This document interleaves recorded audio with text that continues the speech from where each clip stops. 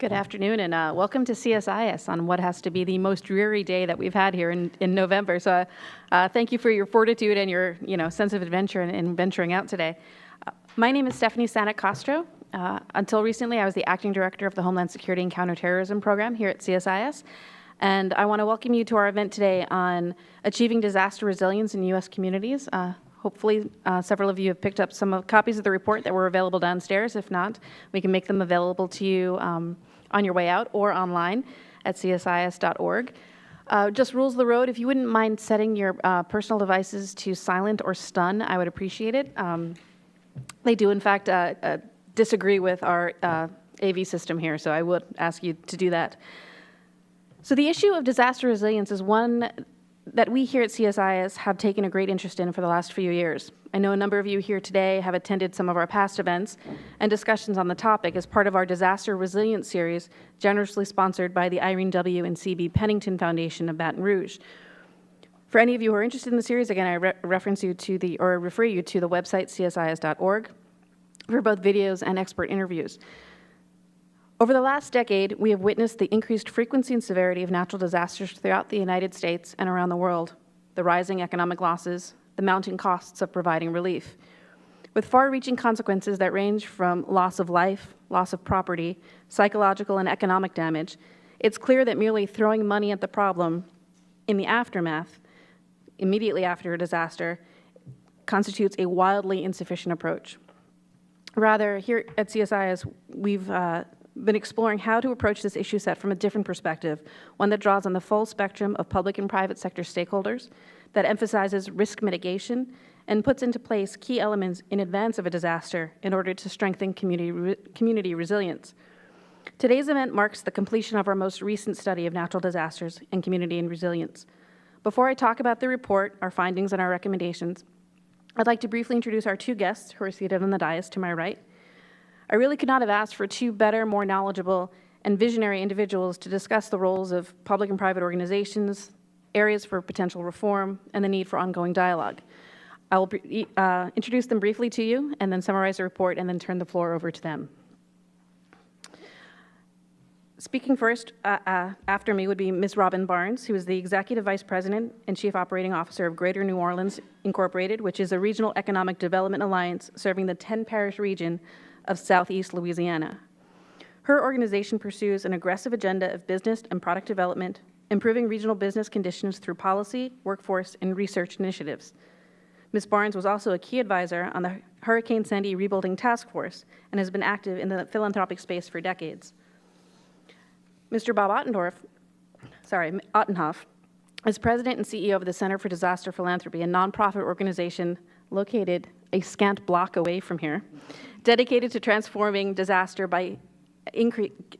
given by increasing donor effectiveness throughout the life cycle of disasters through educational opportunities and strategic guidance. Bob is a veteran in philanthropy, nonprofit leadership, and entrepreneurship, having served at GuideStar, an industry leader in using data to help donors make better decisions and improve nonprofit practice, and he served at PBS for 9 years as Chief Operating Officer. I'll turn to these experts for their thoughts after I quickly summarize our CSIS report.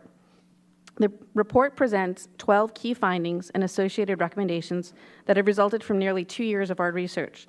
Our study team conducted a near-exhaustive literature review and interviewed scores of subject matter experts in the public and private sectors. In August of last year, we released a white paper and a video that was narrated by former Senator and Chair of the Senate Homeland Security and Government Affairs Committee, Joe Lieberman, that teed up the issues we addressed in the report. In the interest of time, I'll refer you to the report, in particular the executive summary, wherein you'll find a table that maps and crosswalks the 12 key findings along with our recommendations. We have 5 categories of recommendations, and I'll just cover them briefly now. The first has to do with the Department of Homeland Security and FEMA. This category of recommendations talks about identifying and standardizing impact measurements for threat and hazard identification and risk assessments and after-action reports, and develops targets and performance metrics for key capabilities. We recommend the department should further involve stakeholders in developing those metrics and make available more data and analysis. In particular, FEMA's Emergency Business Operations Center should create a national database of information on all relevant state regulations and host a web portal for verified entities to update and exchange information. The second category of recommendation deals with federal executive branch agencies, and we argue that they should advocate for pre- and post-disaster mitigation grants to receive additional preparedness and response assistance funding. Excuse me as I'm, let me just grab some water real quick.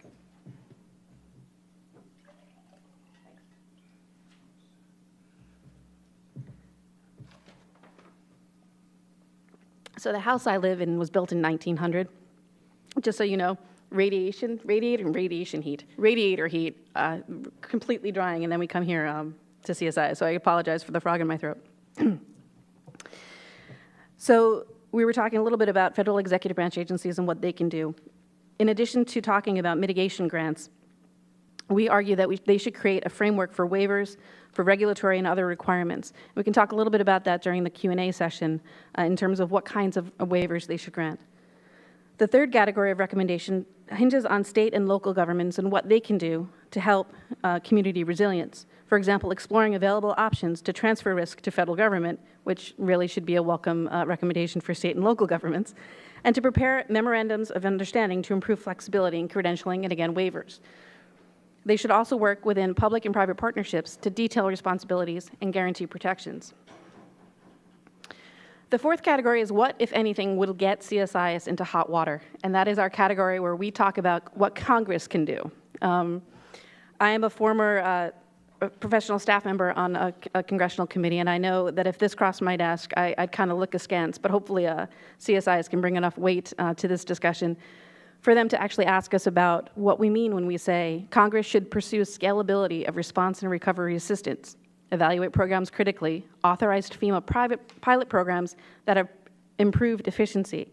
Congress should also improve funding flexibility of the Substance Abuse and Mental Health Services Administration, continue to explore ways to improve insurance and reinsurance mechanisms, limit availability of assistance to all uninsured infrastructure within special flood hazard areas, and re-examine thresholds for private sector liability.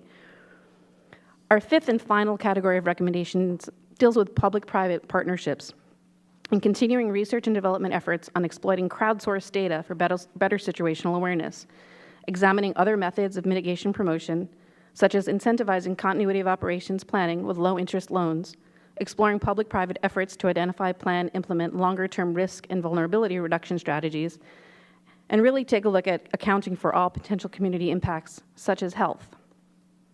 In summary, our study addresses the lack of standard, quantifiable readiness and performance metrics, the lack of a clear framework for waiving regulatory and other requirements, the need for more flexibility in waiver and credentialing policies for essential response missions, and the need for more cost avoidance and additional communication between public and private sector entities. Finally, we talk a little bit about better incentives for small businesses to prepare effectively for natural disasters. Now, I know what I've just presented to you is a lot to take in. It's a mouthful. Again, I refer you to the executive summary in the report. Hopefully in table format, it's a little bit easier to understand than hearing me now. But right now, I would like to turn to Ms. Robin Barnes for her perspective. She just came in from Louisiana earlier today, and she may have a little bit of insight to offer. So over to you, Robin.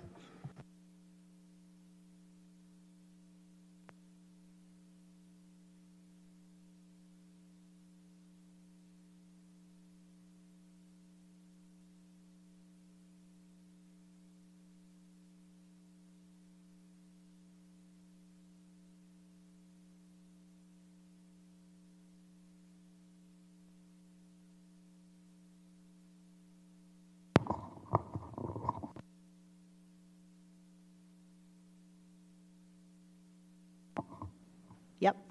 Okay. I am what has been known as a disaster recovery professional, though I am beginning to try out disaster resilience professional in light of the new paradigm of recovery that has been evolving over the last few years. My own experience with disasters dates back to 9/11, after which I ran a small business recovery program in Lower Manhattan. It also includes several hurricanes in Louisiana, including Katrina, the BP oil spill, and most recently Hurricane Sandy, when I worked on the Sandy Task Force in 2013 with some agencies represented here today and some individuals. Hi, Scott. Currently, my work revolves around creating an economic framework for coastal restoration, water management, and resilience activities, all of which are occupying a great deal of our time in the New Orleans area. Disasters not only wreak havoc on communities, but also on economies, local, national, and even global. The supply and price of gasoline at the pumps and crude oil prices and petroleum futures on Wall Street are impacted every time a named storm enters the Gulf of Mexico, the source of about 40% of this country's energy supply. The ripple effect of all of that up and down supply chains is stunning, impacting small businesses, jobs, and even homeland security. And yet it has been my experience that economic development has been the afterthought of disaster recovery when it comes to the allocation of federal resources and attention. To be sure, it is critical that emergency responders and resources be directed to the provision of food, shelter, safety in the most expedient way possible.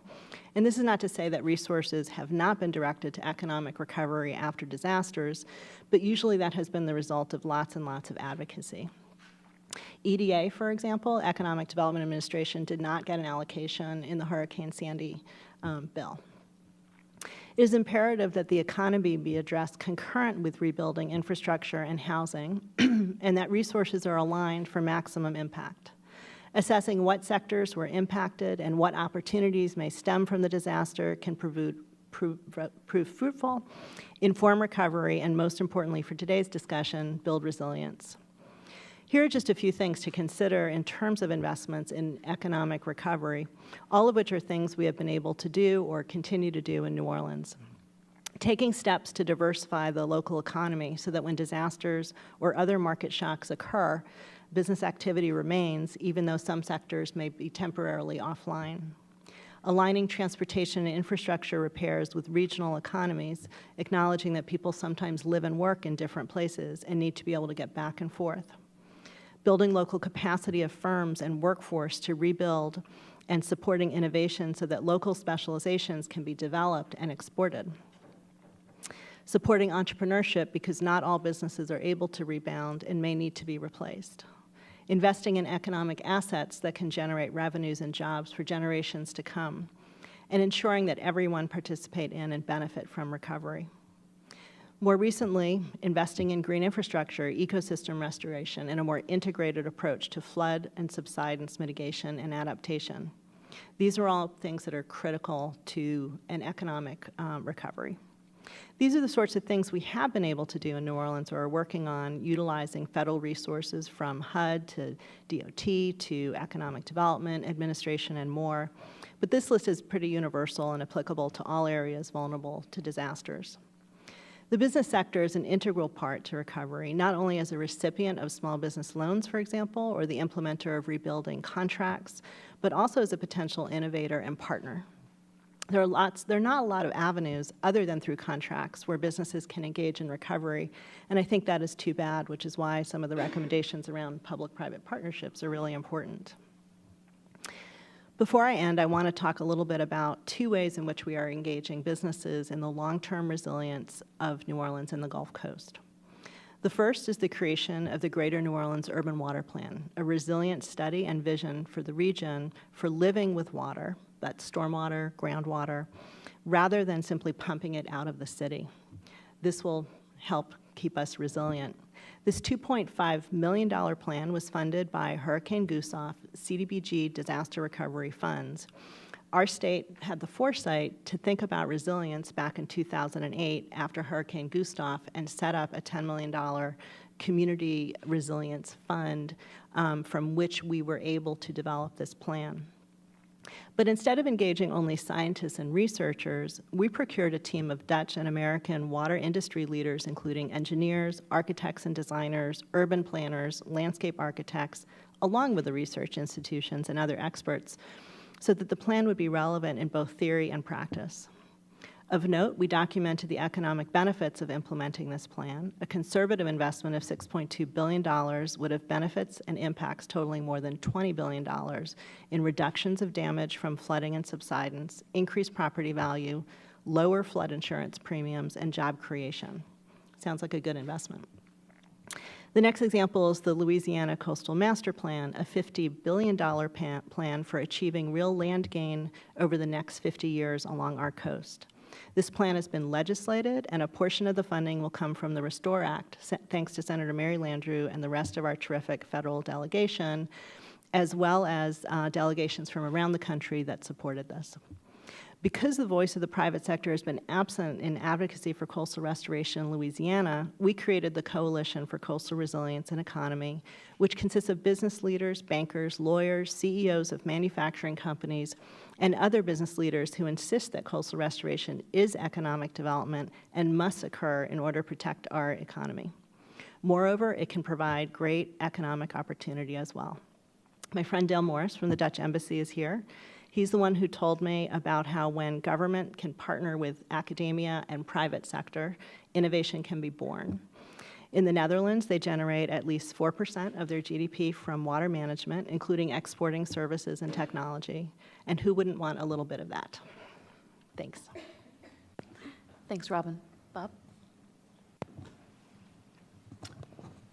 Hi, everyone. Glad to be here. Nice to see so many people here today. Stephanie, thanks very much for this wonderful report. I know you all and your team worked very hard on it for a long time, so thank you very much. There's a lot of thought-provoking information in it. And I'm sorry that Lori Bertman's not here. Lori is the president of the Pennington Foundation and also one of the founders of the Center for Disaster Philanthropy. So hopefully she'll make it before the end of the session. So as Stephanie mentioned, the Center for Disaster Philanthropy was founded a few years ago. We came out of the Katrina experience, and our founders were all major funders of activities, and they recognized the fact that the philanthropic response to Katrina, like it is to most disasters, was very ad hoc, very reactive, and they were bombarded with phone calls from foundations and corporations who wanted to do something but didn't know what to do. And this is not surprising because if you were to ask most foundations and certainly most corporations if they're disaster philanthropists, they would say, well, no, not really. We fund programs for children or for the environment.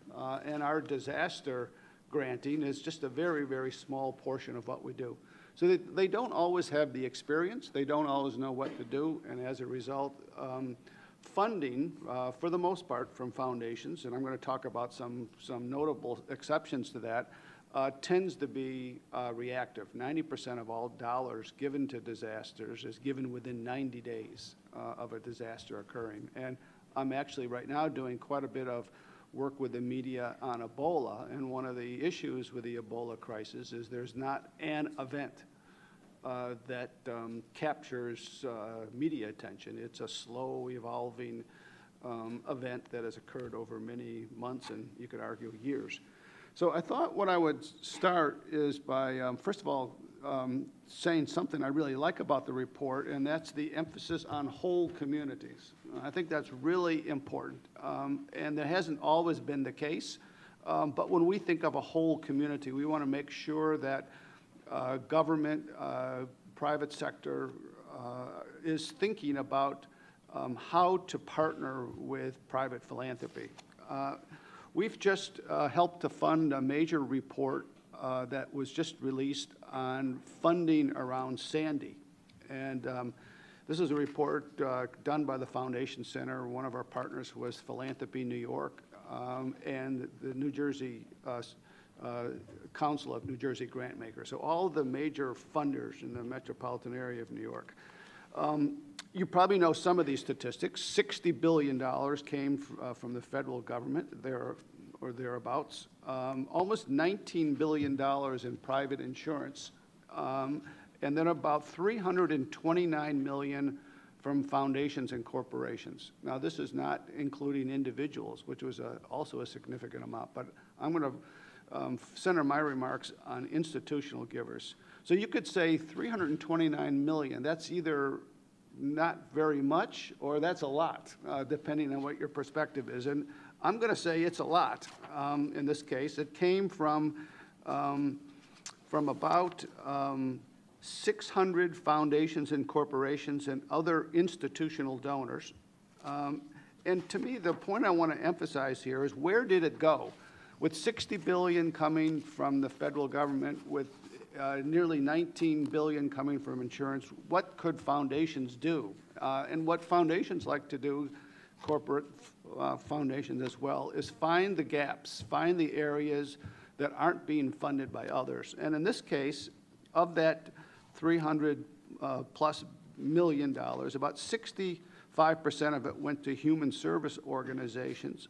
So these are the humanitarian needs of vulnerable populations. I think a statistic I remember is 50% of all public housing is located in a floodplain in the New York City area. So vulnerable populations covers a lot of folks. And another 10% went, and you'll be glad to hear this, Robin, went to economic and community development organizations.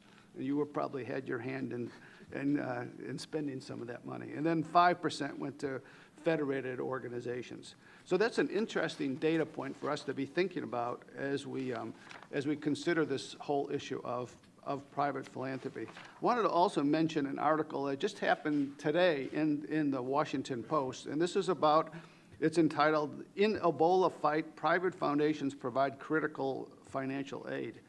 And it's centered on the Center for Disease Control and Prevention, which has a foundation, the CDC Foundation. And it recently received millions of dollars in contributions from well-known contributions from Mark Zuckerberg and his wife, from Microsoft founders Bill Gates, and from Paul Allen. Within hours of receiving the money, the organization was authorized for staff to make repairs to equipment that was necessary to provide assistance.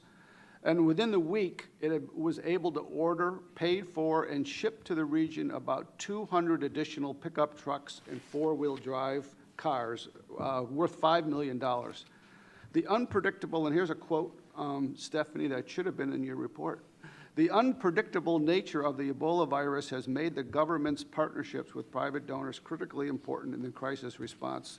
Working outside the politically charged federal appropriations process and the sometimes sluggish bureaucracy, foundations and private individuals have been able to offer much-needed relief for those on the front lines."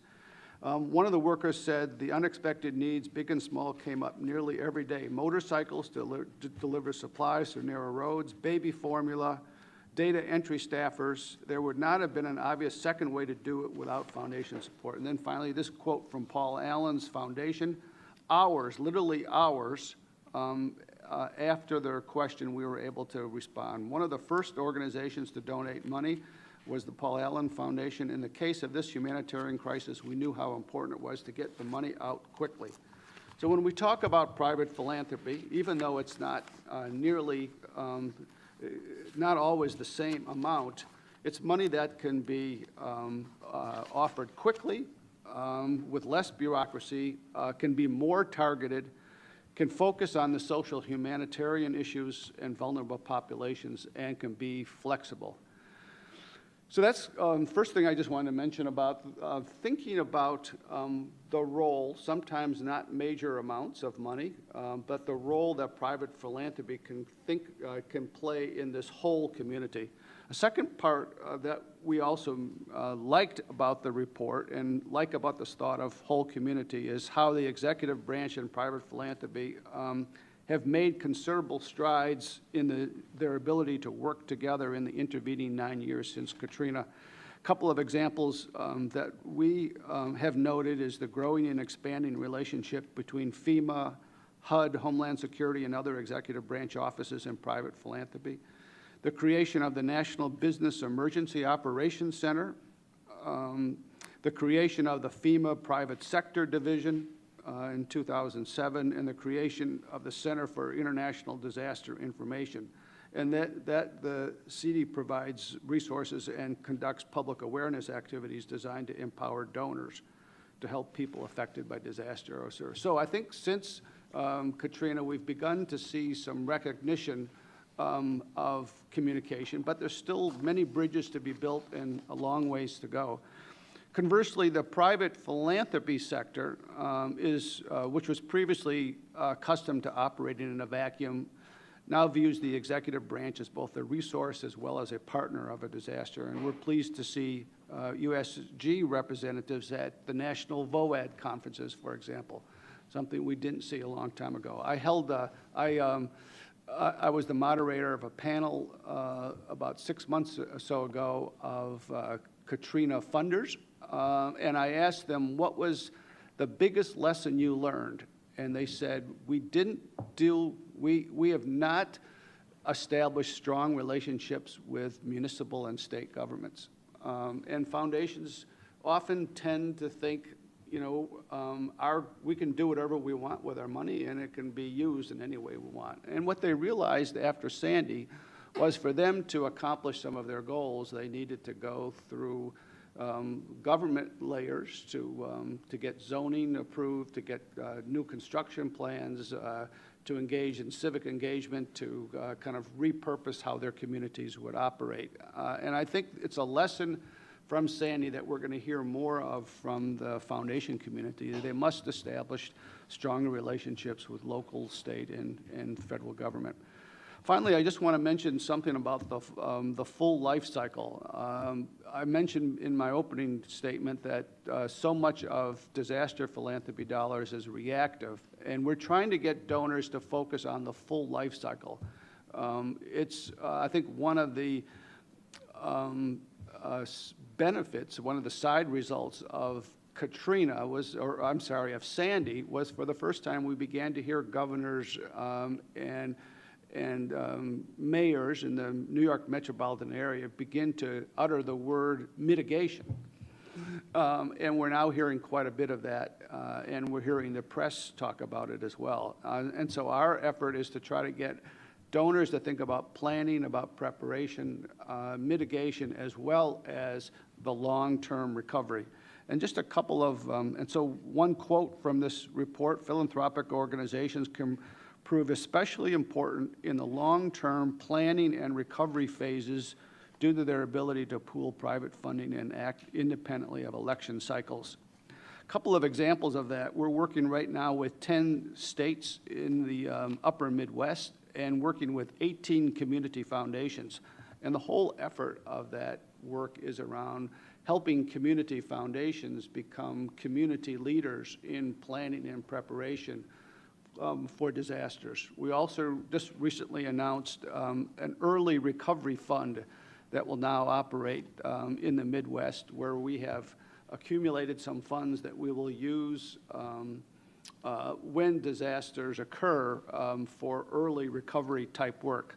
Another recognition from a private foundation that we need to be thinking of the full life cycle. And then, of course, we're all familiar with the Rockefeller partnership with both HUD and USAID to build more resilient communities. So I'll stop here for now, but I just want to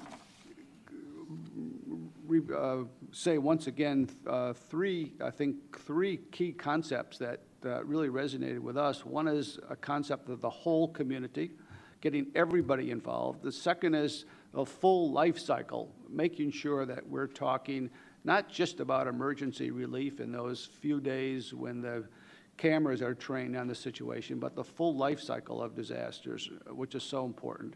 And then finally, to not forget about the importance of building social capital within our communities to make them more resilient and better able to bounce back when disaster does occur. Thanks very much. Thanks, both of you. They've both mentioned Lori Burtman, who is the president and CEO of the Pennington Family Foundation, and she was the one who came to us at CSIS several years ago to talk about what we as a think tank here in DC could contribute to the dialogue regarding natural disasters writ large. But we really here have focused on community resilience because we thought that was an area where that was sort of crying out for a little bit of attention here in DC. It was receiving attention in communities that were struck by natural disasters. As you know, small businesses don't return necessarily in the aftermath of a disaster. They maybe decide to move on. Some businesses do decide to return, and having the structures and the support and the culture of support in place for them to do so was important. And so as a think tank here in DC, CSI has really, with the support of the Pennington Family Foundation, started to explore this area a couple of years ago. Areas that Lori in particular wanted us to focus on were, how do you have a robust dialogue in this space, bringing together folks from the philanthropic community, from the for-profit private sector, such as Walmart, the big package stores, which means something different in Massachusetts now that I think about it, not that kind of package store, but not one that sells alcohol, but big package stores, the think tank, the nonprofit community, the public element of this all with DHS, with FEMA then falling under DHS in the last decade or so. And so having this dialogue so that you can create these relationships that you can then call on in the lead up to, during, and in the aftermath of a natural disaster, and not only have dialogue for dialogue's sake, but turning then to implementation of recommendations, turning then to real ways that you could help either infrastructure or insurance, things that are not sexy, things that don't grab the headlines, things like insurance, things like small business loans, real concrete steps. And so if you take a look at a report, I welcome any feedback that you all have on it. And I'm going to take just one brief period right here and ask the first question, and then I will turn it over to the audience. But the first question that I have is, goes to Robin, which is, as a member of the Sandy Task Force, you mentioned the importance of diversifying local economies, which is so many times easier said than done. When you take a look at what the task force was charged with and sort of the ideas that were recommended for further action, can you talk a little bit about reforms that might be needed in the short term, and then things that we mentioned before coming out here, the long game? What are things that we can tee up now to help continue this conversation and make sort of the cultural shifts, the longer term vision of the changes that are so necessary? I wrote the chapter on small business recommendations for the task force, and it was supporting small businesses and revitalizing local economies. And a number of the recommendations focused on how to make contracts for recovery more accessible to small and local businesses, and how to have your workforce ready to be able to take on that work. And I think this is directly related to diversifying your economy because, in fact, this work can be part of your economy. New Jersey actually added disaster recovery to its list of target sectors for their Department of Labor programs, and thereby acknowledging that disaster recovery was actually a sector. In New Orleans, we've actually created a sector called Emerging Environmental, which is a cluster of companies that addresses environmental challenges related to energy, waste, and water. So part of the diversity can actually be right in the disaster itself, and addressing those challenges and actually developing the specialization and the capacity to take on that work. Any thoughts on that, Bob? Well, I guess two. I gave a presentation recently in Sarasota, Florida, and I asked who's been in a major disaster, and you would think in a place like Sarasota, Florida, everybody would raise their hand, and I'd say only about a third of the people did, and the reason was of the change in population, the in-migration still occurring in a place like Florida. I asked and since it's been many years since a major hurricane in Florida, I asked if the organizations had a planning document of some kind, and they got a lot of puzzled looks, and very few organizations were able to say anything. In part, I think, because of the big turnover of people, and it pointed out once again the need to continuously refreshing our planning and preparation activity, and to get again, to make it a whole community activity, to get everybody involved in it. And I think this is an area again where I think private foundations are eager to play a role in the convening activity. but it's going to take something like that. And I think often small businesses and corporations, to my second point, can be one of the catalyst for that, because we're seeing growing recognition among corporations that they need to be mindful of their supply chain.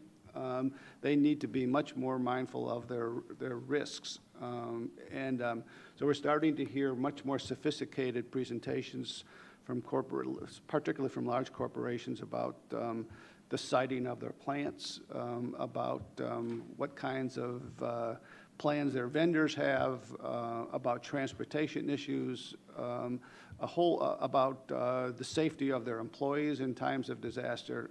And so I think that kind of awareness about disasters and the planning for disasters is something that the whole community can benefit from.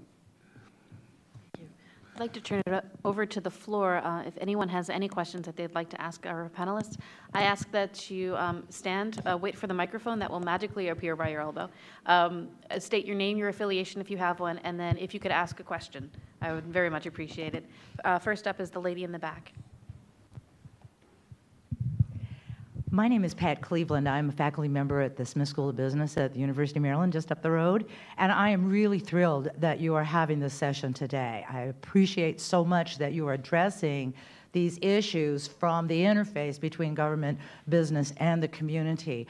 I had the pleasure for the last 3 years of teaching an undergraduate course in business continuity management and emergency management to our business majors, and following exactly the epiphany that you all are articulating, that it is both their needs that come to fore when a disaster hits and thinking about mitigation, but there are assets that the business community can bring to bear. And so that's the kind of all hazards approach that we've been taking at the Smith School.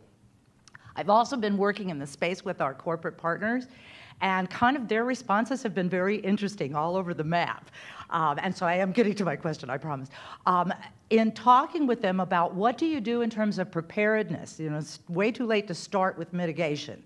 If you really begin by conceiving the business issues that are involved in protecting your assets and your people, why is there not more engagement from the private sector? And the answer that I've been getting is, well, we have insurance for that. Well, we have a special, group here that they deal with disasters when disasters come.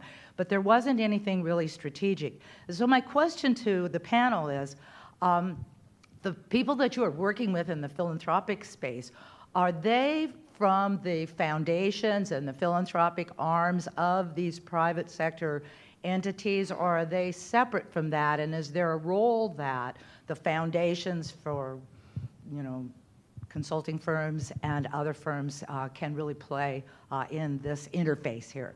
Thank you.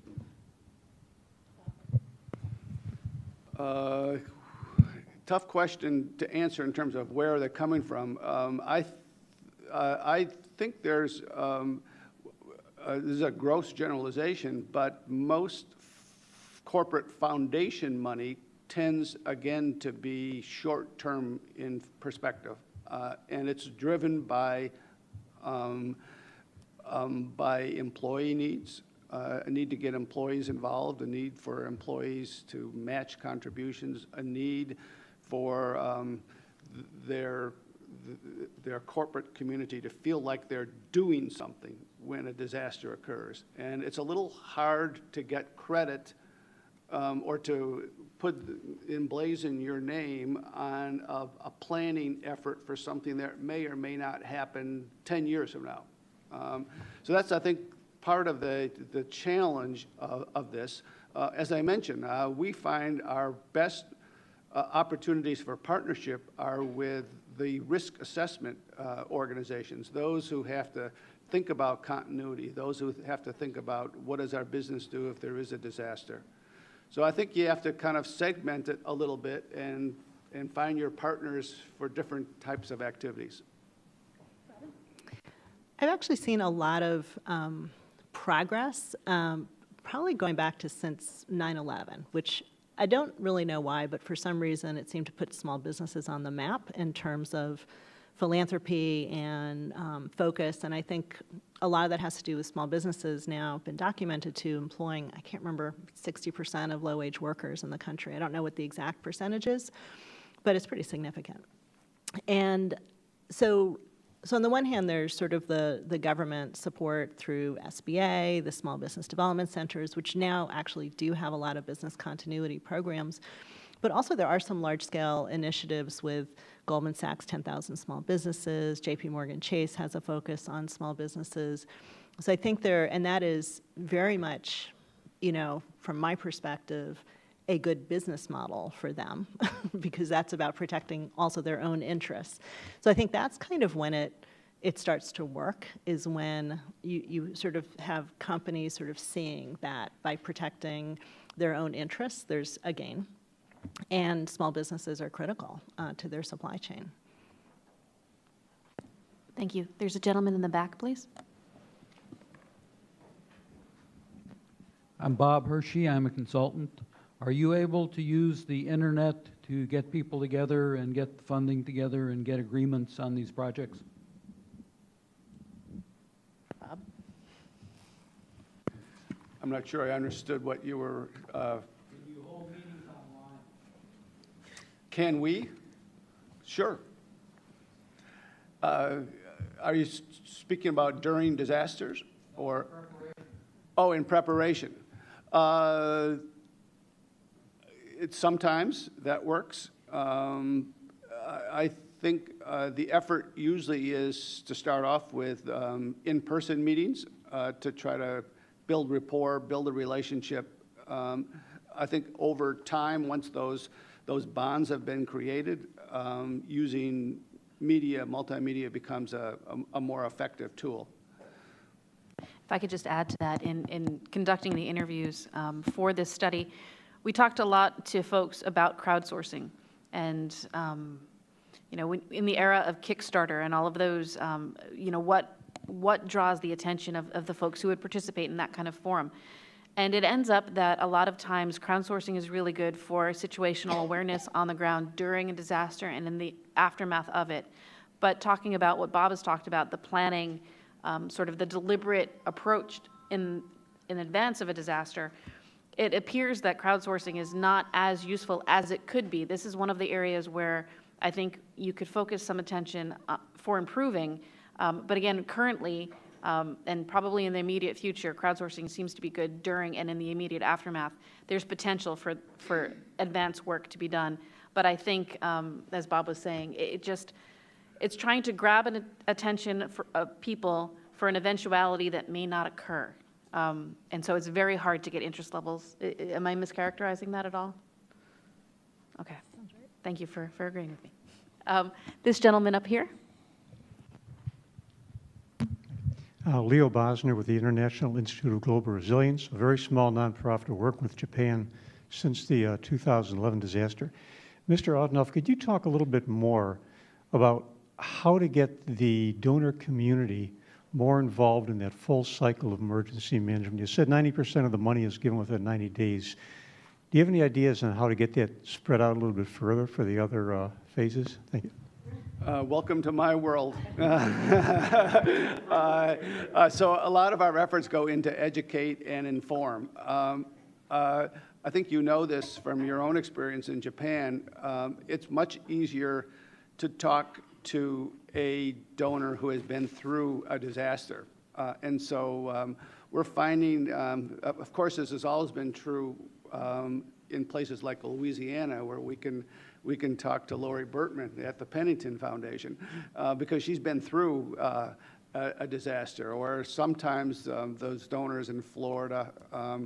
But now we hear donors in New Jersey and New York who are much more aware of what we're talking about when we talk about planning and preparation. It really takes, I guess I would say there's three things. One is it takes an experience that people can relate to. But two, then it takes some leaders, some determined leaders within a community who are willing to be the leader.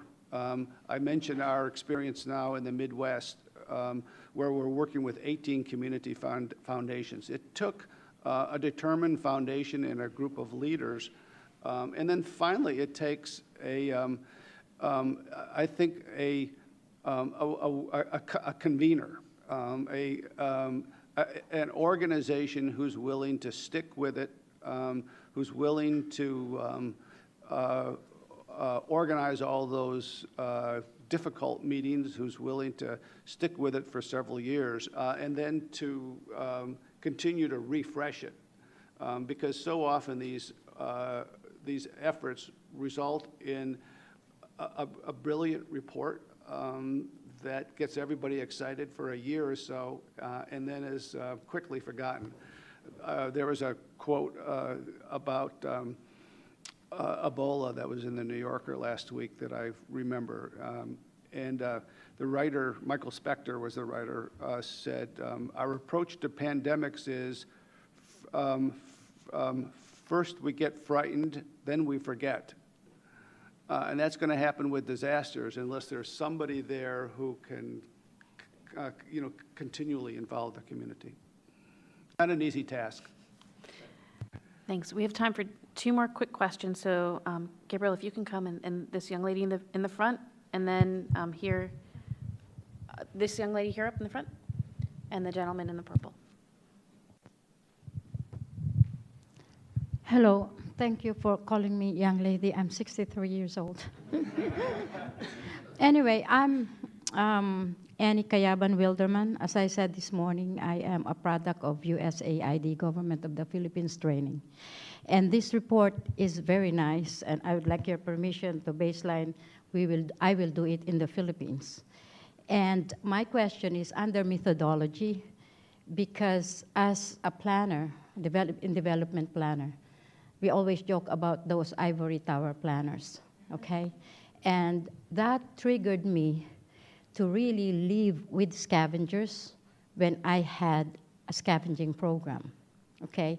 So my question is, just a quick glance of this book under methodology, I think it's implied that when you say local government, the local governments represent what our constituency want. And also, I like the term whole of community. I ask that because I just retired from the Navy. My expertise is facilities and housing oversight. I was sent to Katrina during the storm, and it was very humbling. And I saw, especially within my Filipino constituents, those Filipinos who are not even US citizens, who lived in our housing communities. I could not get them to move to the hotels that we rented. They said, Mom, it's okay. We owe the Navy. We will clean up. We will not wait for the government. And that is the kind of involvement I have seen. I beg and I encourage you to Google Olongapo City, the city right outside of the Subic Naval Base, where you see the most amazing partnership between the U.S. Navy or the U.S. Armed Forces. And my friends who taught me there, who are now admirals, retired admirals, were going back to the Philippines to show the world what the face of the United States is. Thank you for your perspective. I think it's, as Robin was saying, sometimes you can study a particular disaster, in her case Sandy, and then take it and apply the recommendations in a much broader context. So thank you for sharing your experience. Gabriel, if we can just, I'll call him a young man in the front row. Thank you very much. My name is Rafi. I'm an MPA grad of University of Law with a focus of disaster management. So my question is about, you mentioned about the challenges that private sector or business institution face when they want to help government or local government. How about the other non-business institutions, such as religious institutions? Do they face similar challenges when they encounter with municipal or other city governments? This is my first question. My second question about the you discussed about the issues that's going inside the United States. How about the other countries, how they cooperate. You mentioned about the Netherlands. How about other European countries? Could the United States learn from them? Which best practices could be brought to the United States? Thank you very much. For the first question, I'll ask Bob to look at sort of the non-for-profit private sector folks, the religious entities. And then if I could turn to both of you just to briefly touch on if you've worked with colleagues in the international arena, and if so, what countries they might have hailed from. So faith-based organizations are very important to disaster relief and play a major role.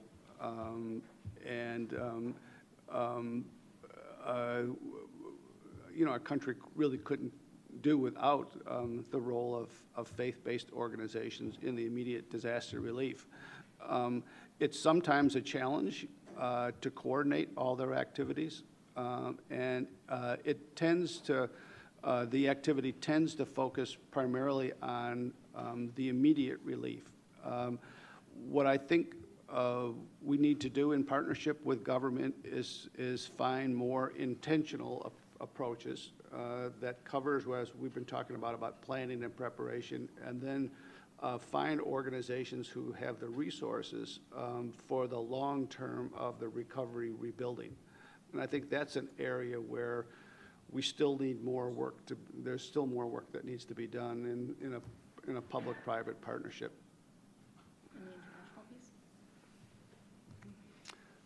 Well, on the international piece, we certainly see a role of private philanthropy. Not as much as we see domestically, although we're seeing on Ebola, for example, there's been over $350 million donated in just the last few weeks by some of those major philanthropists like Gates and Paul Allen and Zuckerberg and now Google.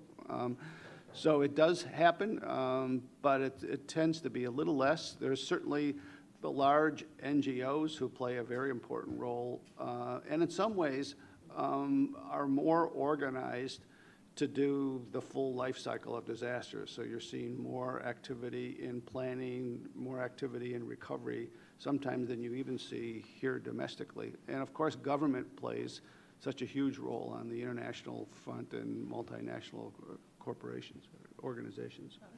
I was actually going to also comment on the large NGOs that I know after Hurricane Katrina, a lot of the NGOs that focused on refugees and relocation and a whole host of issues overseas actually came to New Orleans because some of those things were playing out in New Orleans. But in terms of, I think sort of the sharing is very ad hoc. From what I can tell, we've had lots of delegations. I have not been a part of them from New Orleans that have gone to Haiti, that have gone to Japan. It sort of depends on, somebody somebody's doing the inviting, it's a university or something like that. And so there's been sharing. I don't know that it's been formalized in any way. Well, thank you. Before I thank the panelists, I would like to call everyone's attention to a mentor of the Homeland Security and Counterterrorism Program at CSI. As we've mentioned her earlier, I said that she was the president and CEO of the Pennington Family Foundation. Bob mentioned that she was a co-founder of his organization, the Center for Disaster Philanthropy.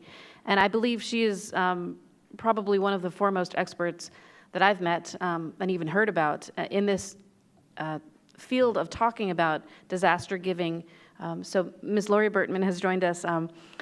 True to form with our natural disaster series, her participation was delayed by weather. And so, Lori, thank you so much for your leadership, for your encouragement, and for really encouraging us here at CSIS to take a fresh eye, a set of eyes to this space, and for being such a great supporter of our organization.